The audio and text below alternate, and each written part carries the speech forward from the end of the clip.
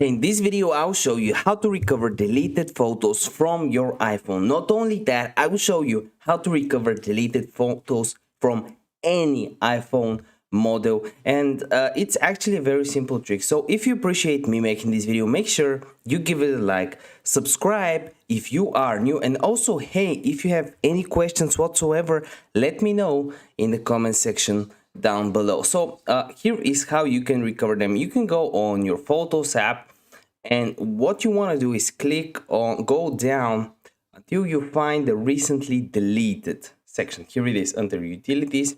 You want to click on select right here, select any of the photos or videos that you want to recover or restore from your iPhone. Click on recover, and here it is. It will be recovered and back into your album. So if this video helped you out, you already know how this works. Like the video for the YouTube algorithm. I want to see you in one of the next videos. Bye.